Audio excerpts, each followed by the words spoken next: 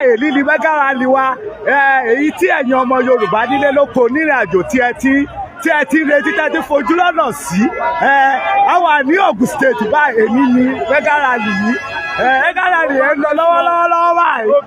Koiki Media bring it to one closer to your doorstep. àti kú Koiki Media àti kú wá sí wọ́n ti kú kalẹ̀ sí Ogun State ibẹ̀ la wà lọ́wọ́lọ́wọ́ báyìí. Koiki Media. Ọlọ́run wò lọ́wọ́ guys. Ṣèyí rẹ̀ lọ́nu bàrẹ́kà. Mi ò ní sọ inú lágbára náà. Ní pàdé mọ́ mi lọ́wọ́ lágbára náà. Àjọba gbà sí ayọ̀ náà ni. Wọ́n ní fẹ̀jọ́ ní tìlú kọ́ṣọ́ fọ́wọ́ náà. Àgbàkà náà lọ́bì. Ọ̀pẹ̀lá kú sẹ́ẹ̀lì. Ọmọ àwọn ọ̀pẹ̀lú wa. Koiki Media bring it the world closer to your doorstep. Super mega rally yẹn ti lọ lọ́wọ́ báyìí. Ó ti ṣẹlẹ̀ lọ́wọ́ báyìí. Super mega rally ibẹ̀ la wà lọ́wọ́ báyìí. A wà ní Ogun State fún.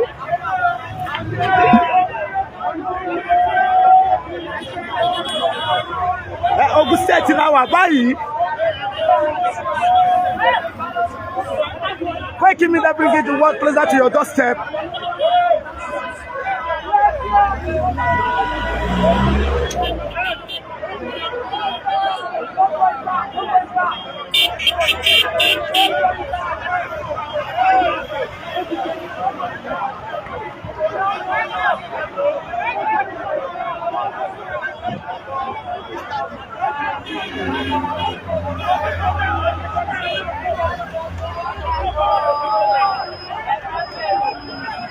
Gẹ́gẹ́ bí ẹ̀yin ọmọ Yorùbá nílé lóko nírìnàjò ní ẹ̀yìn òdì gẹ́gẹ́ bí ẹ ti ṣe mọ̀ tí ẹ dẹ̀ fojú sọ́nà tí ẹ ti dúró tó pẹ́ tẹ́mu mega rally super mega rally èyí tí ẹ ti fojú sọ́nà tí ẹ ti dúró dè wípé ó yẹ kó ti ṣẹlẹ̀ tí a dẹ̀ ti dúró sí tí a ti dúró fún tí a ti múra fún láti bí ọdún sẹ́yìn báyìí mega rally náà ni òun là ń ṣe lọ́wọ́ báyìí.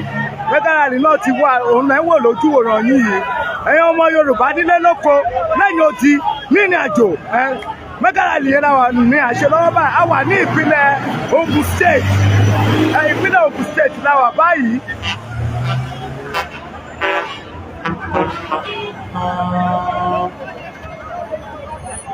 Ìjẹ́ yìí rí àwọn ọmọ Yorùbá ọmọ ọkọ Yorùbá àwọn lè ń wò lójú wòran yín o. Àwọn lè nípa àwọn ti dúró tán wípé àwọn ò fẹ́ jẹ ìyà mọ́ wípé àwọn ti kúrò nínú oko pẹ̀lú. Orílẹ̀-èdè Yorùbá sábà àti gbà ọlọ́dẹ ti fún wa ṣe àti wọ́n ní Yorùbá nation lọ báyìí olúwọ́dẹ ti bá a pàṣẹ sí i. Koiki Media bring it the world closer to your doorstep. Ìlú Ogun State la wà bẹ́ẹ̀ni ìlú Ogun State la wà báyìí. Kò sómi kò sóúnjẹ ó ti sú wa àwọn ò bá yín ṣe mọ́. Don't go back. Àlọ́ tó orílẹ̀-èdè tó ń jẹ́ wà orílẹ̀-èdè Yorùbá tó ń jẹ́ wà ká padà síbẹ̀ ebi ò parọ́ láti ilẹ̀ wa.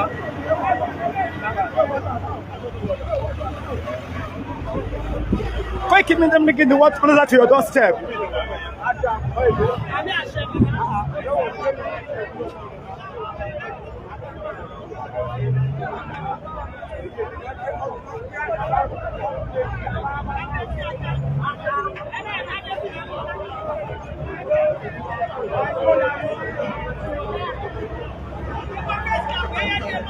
Àwọn ọmọ ọkọ Yorùbá wọ́n ti dúró tọ́wọ́ ní rọ́pà wọ́n ti kúrò nínú oko ẹrú wípé àwọn ò fẹ́ dúró sínú oko ẹrú wípé àwọn ò fẹ́ dúró sínú location 419 mọ́ ìlú Nàìjíríà tí a pè ní location 419 pé ìyà tí àwọn jẹ ti tó gẹ́ àwọn lẹ́ ń wò wọ̀nyí lójú wòran yìí. Àwa la ní àlùmọ́ọ́nì àwa là ń jẹ̀yà ẹ̀ àfẹ́ mọ́ òmìnira ti dájú ó ti dájú báyìí Yorùbá nation ti jẹ́ ti wá a ti gbà a rẹ̀ ti ń lò ó. No more Nigeria again. We are Yoruba nation. Yoruba nation now. Koiki Media bring the world closer to your doorstep.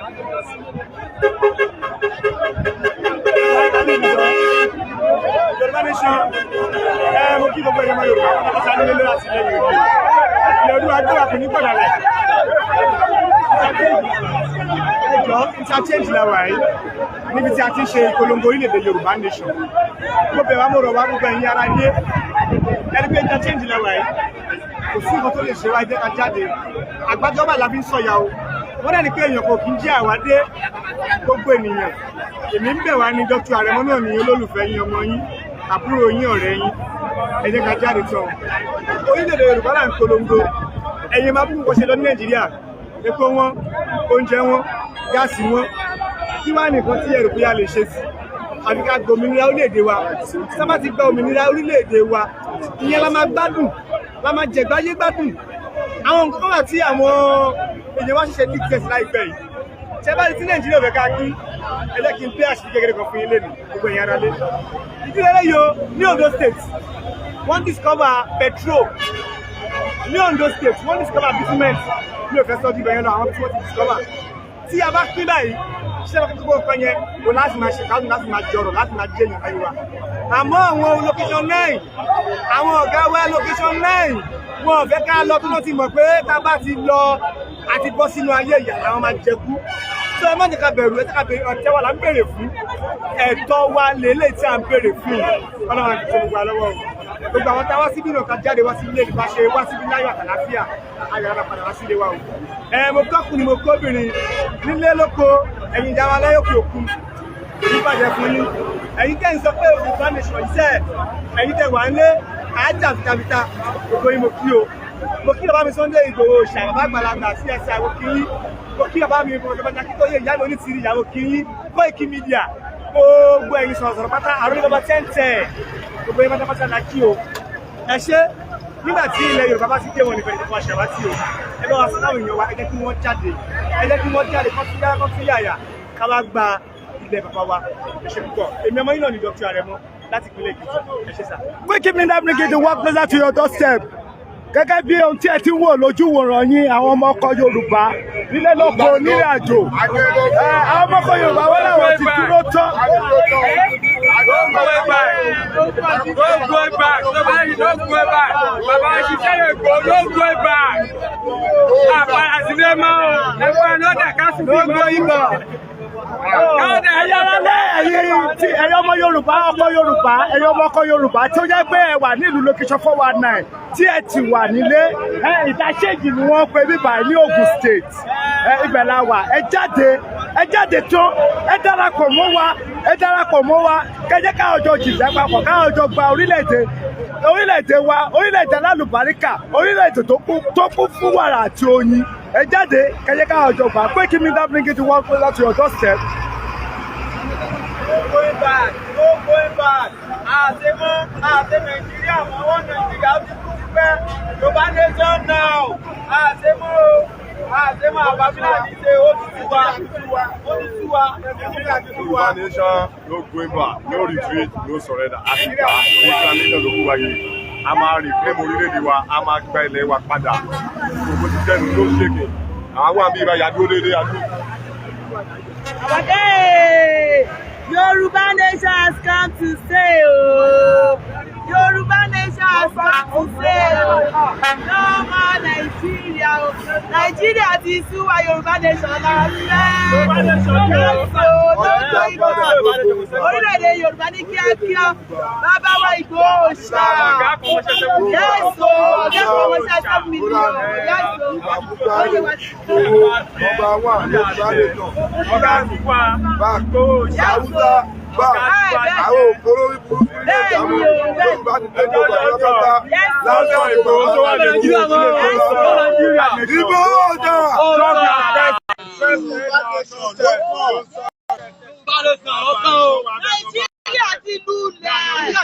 Nàìjíríà ti lulẹ̀. Àwọn ti fún Yorùbá nation ló pọ̀. Nigeria ti lulẹ̀. No more election in 2023. Let's go. For my own time.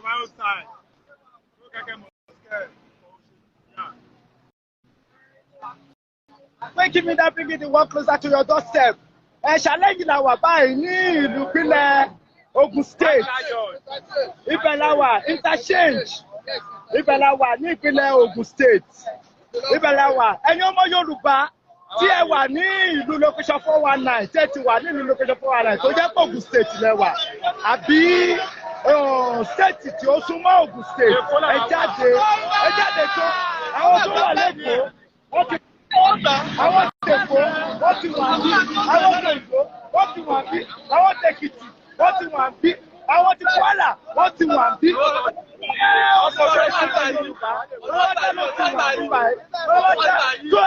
kúkú tí ẹ ti wà nínú ilé tí ẹ ti sùn ẹ jáde ẹ yẹ kí gbogbo wa jáde ẹ yẹ ká kílèmù orílẹ̀-èdè tiwa ẹ yẹ kí gbogbo wa jáde ká kílèmù orílẹ̀-èdè tiwa ẹ má jẹ́ ká bẹ̀rù tí ẹ bá wò báyìí wọ́n ì máa ṣọ́ yín láwọn kan àwọn ọlọ́pàá Nàìjíríà wọ́n wà bí wọn ò fọwọ́ kàn wá wọn ò ṣe ní ti fún àbọ̀dá àti ìmọ̀ o àti ìmọ̀ o nítorí àti ẹ̀ṣẹ̀ bẹ̀rẹ̀ ni wọ́n ní wọ́n tẹ̀lé bẹ́ẹ̀ wọ́n ní wọ́n lè bẹ́ẹ̀ so àwọn sójà wà ní báyìí wọn ò dẹ̀ fẹ́ ní ti ṣe wá ẹ má jẹ́ ká bẹ̀rù ẹ má jà bẹ̀rù rárá sọ ẹ má jẹ́ ká bẹ̀rù ẹ jáde ẹ yẹ ká jáde tán ẹ ká jáde ká kílẹ̀ orílẹ̀-èdè wa mega rally yẹn super mega rally yẹn náà ni ẹ wò lójú wòran yìí. Why keep me that bring the world closer to your doorstep?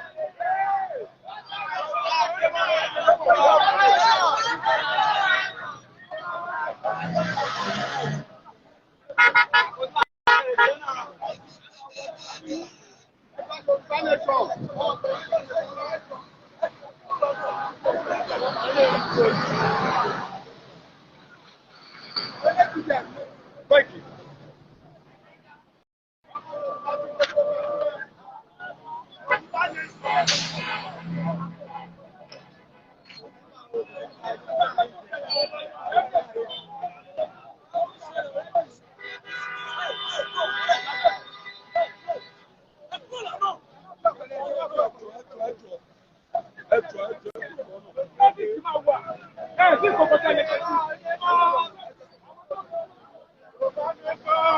Gẹ́gẹ́ bó ti mo sọ fún yín lẹ́kọ̀ọ́ pé a máa fi àwọn kan hàn yín ní ojú wòran yín àwọn security agency àwọn náà lélẹ̀ tí ẹ wò wọ́n dúró wọ́n ní wọn ò ṣe anything pẹ̀lú wa o wọn ò ṣe anything lórí pé ọmọ ọkọ ni wọ́n ọmọ ọkọ Yorùbá ni wọ́n àwọn tí wọ́n wà bíbá ọmọ ọkọ Yorùbá ni wọ́n ọmọ ọkọ Yorùbá ni wọ́n tún káàdì wa àwọn kan nígbà fẹ́ kúrò ní orílẹ̀-èdè Nàìjíríà lókèjọ 419 pé ìyàtọ̀ táwọn ń jẹ ní sáfìsì pé ó tó wípé àwọn ọ̀wá ìyà tí wọ́n ń jẹ wípé ìyà táwọn kan jẹ pé kò tẹ́ wọn lọ́rùn àwọn lélẹ́yìí. This is our security agency security personnel àwọn lélẹ́yìí tí ẹ ń wò yìí.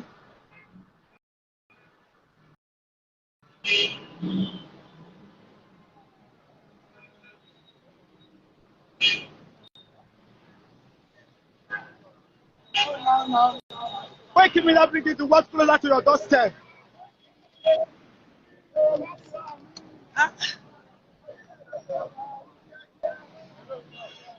Ẹ má fi mídíà tó ti ara yín o.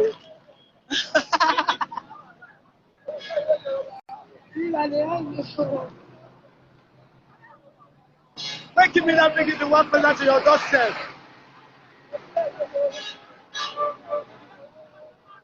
Rárá, wọ́n ti mọ ẹ̀kọ́ ọmọkọ ni wáyé pé àwọn kan ò lè misbehave nítorí àwọn kan fúnra wọn misbehave sí wa nítorí ọmọkọ ni wọ́n misbehave fún wa bọ̀dà wa ò tí wà á mọ̀ o wọ́n tún lè ṣe ọkà bí iyán wọ́n lè ṣe iyán bí ọkà wọ́n lè lórí wọn wà bẹ̀ wọ́n lè lórí wọn dẹ̀ ti dàrú orí wọn ti yí wọ́n lè fẹ́ fọwọ́kọ́wọ́ àwàlé fún wọn àdúrótọ́ fún wọn ni àwọn ọmọkọ Yorùbá wọn dúrótọ́ fún wọn ni. Why keep me that bring it to work closer to your doorstep?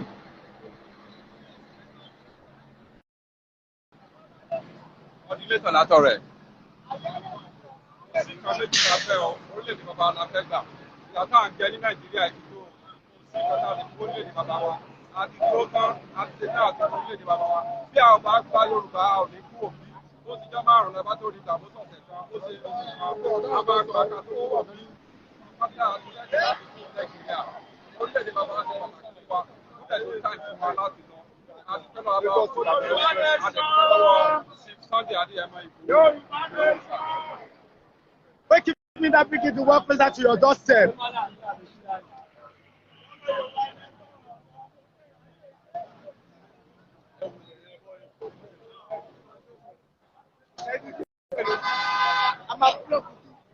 Bí àbá búlọ́ọ̀kù bí tí mo wá lápọ̀yọ̀ fún òṣìṣẹ́. Tí ó máa jẹ́ pé ọmọ Yorùbá lè mi, Ọ̀yọ́ mo ti wá. Tó bá yẹ pé ọmọ àlè Yorùbá lè mi, èmi ò ní wá bí lónìí. ṣùgbọ́n pẹ̀lú pé mo rí bí ọmọ ọkọ Yorùbá wọ́n sì fi nílẹ̀ Oòduà ní lójúdì òdebì lónìí. Gbogbo tí ó jẹ́ ẹ̀kọ́ ọmọ Yorùbá lè ní dá fún ebi ò báyẹ̀ nìkan kọjá sí ìbáyẹ̀ ìyá kan kọjá. Ṣùgbọ́n Yorùbá wọ́n jẹ́ pípẹ́ ìfẹ́ àti wọn kájọ máa sọ èdè wa. Ṣé Yorùbá káròyìn ó àti ní èdè Yorùbá ní ọgbọ́? Wọ́n kọ́ ọmọ mi níwèé, ó kọ́ lédè Yorùbá. Lẹ́yìn ó fún mi lóúnjẹ, ó ní èdè Yorùbá lòun fẹ́ fi fún mi lóúnjẹ. Bí àwọn èèyàn ó bá gbé mi ní fún ọ, wọ́n sọ èdè Yorùbá tí mo gbọ́. Bí àwọn èèyàn ó bá bá mi ṣiṣẹ́, wọ́n sọ èdè Yorùbá tí mo gbọ́. Lẹ́yìn ó bá fún mi ní tí wọ́n sọ fún ọlọ́rà kọ́lá, ó jẹ́ èdè Yorùbá. Àwọn èèyàn máa wá bì àti kọjá pé àwa o, ebi ń pa àwa. Ibi táwa yìí kò tí Ọlọ́run jẹ́ fi lélẹ̀. Bí ó bá tí Ọlọ́run yà ní fi lélẹ̀, táwa náà bá rí nípa nínú àní fi lélẹ̀. Ṣùgbọ́n ibi ìgbésí ayé tí sọ bí ò ní ìdá ayé wa ò jọ rọrùn. Àwọn ọlọ́pàá bẹ́ẹ̀ bì, kéésà wa ní kálá bẹ́ẹ̀ bì. Bá Ọ̀yọ́ làwọn ti wá bì. Ọ̀yọ́ aráàlú òṣèlú ní àmàlùbà làwọn ti wá bì. Ìdí ìṣẹ̀lẹ̀ bì, kéésà ìfọ́pẹ̀. Ọlọ́ni ó tún àsìkò tí Yorùbá ó dájú ọdún, tí Yorùbá ó kẹ́kùn ebi àti ìyà tí ń jẹ wọ́n, tí wọ́n ti sọ Yorùbá di irinṣẹ́ fún àwọn kan. Lónìí, àwọn fẹ́ pinnu rẹ̀ torí àwọn tí Yorùbá ó tó bí, torí àwọn ìyàwó ti dàgbà díẹ̀, àwọn kan fẹ́ tí Yorùbá ó bí, nílà fẹ́ tìlú àwa lọ. Níyà rẹ̀ wọ́n wà ní wáyé àwọn lọ́jà wò ó ọ̀tá. Àwọn rí pé a ní sẹ́lọ́mọ́. Ṣùgbọ́n tí àwọn bá jẹ́ ọmọ kankan mọ́ lẹ́yìn ìtira, ni ló jẹ́ káwọn ò bọ́ ọ̀tá. Tó bá ṣiṣẹ́ mi, lóṣù kan ibi ò lè pa mí lẹ́yìn. Lóṣù mẹ́fà àwọn ibi ò lè pa mí. Ṣùgbọ́n ìfẹ́ ìgbé tí ó fẹ́ bá pa àárọ̀ ọmọdọ́mọ mi mọ́. Kí á ní bọ́dì ó fi ọgbọ́n mọ́ sọ Yorùbá di gbogbo. Kẹ́lì kó máa pera rẹ̀ lẹ́ran. Bí ó wàá sọ Yorùbá di gbogbo. Aláṣẹ kẹ̀kẹ́ mọ́lẹ̀ Yorùbá. Tá a bá fẹ́ràn ọkàn mi, á sì wá bùrà Ìbàdàn. Ẹ̀dá àpàdé ọkàn mi láwọn òkúta. Gbogbo ìlú ọkùnrin. A fẹ́ kí gbogbo òlu ọkùnrin. A fẹ́ kí gbogbo òlu ọkùnrin. Ẹran ó bá jẹ́ko. Ẹran nínú ọba oko. Oko lọ bá ẹran. Ẹran nínú ọba oko. Oko lọ bá ẹran. Ṣùgbọ́n ní ìsìn tí a bá jẹ́ station, ẹ̀ṣẹ̀ tí a bá lẹ́rọ jẹ́ kó wa, ó kò tó fẹ́rẹ́ tàbí já, wọ́n sọ fún wa. Ẹ̀ka tábùlì, wọ́n ní káwọn òfin wọlé. Tí a bá jẹ́ station, wọ́n tàbí já, wọ́n ní káwọn òfin wọlé. Tí a bá jẹ́ station, wọ́n tàbí já, wọ́n ní káwọn ẹ̀wọ̀n wọ̀ mí. Ẹ̀wọ̀n ẹ̀wọ̀n ti fi ṣe rí ẹ̀wọ̀n tẹ́lẹ̀ náà. Ṣé kí lè tẹ̀lé kí àwọn òṣìṣẹ́ ẹ̀wọ̀n ọmọ tí ọwọ́ sì wé ẹ̀yẹ́ wò ìgbà bí ìdílé ti tẹ́lẹ̀ lọ́wọ́ ìgbà bí ìdílé ti tẹ́lẹ̀ lọ́wọ́ wàhálà àti ìdàgbàsókè tó wà lórí Nàìjíríà lórí ọkọ̀ ọ̀dọ̀ lórí báyìí. Ẹ̀ka àwa àtúnṣe lónìí lónìí ìyàwó ọwọ́ wàhálà àti ìṣòro nílẹ̀ Yorùbá yìí ẹbí o àjàyí láti ọjọ́ náà ó ti ìlú ọkọ̀ wàhálà nígbà tí ó ṣe Yorùbá.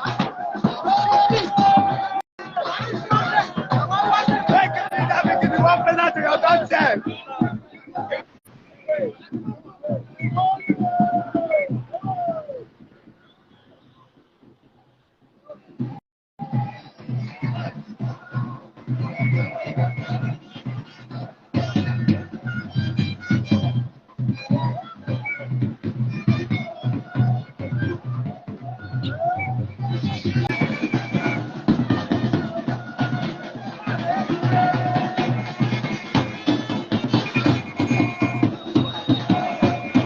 Ọmọ Yorùbá nílé lóko nílàjò àti ní ẹ̀yìn odi ẹjọ́ à ń padà bọ̀.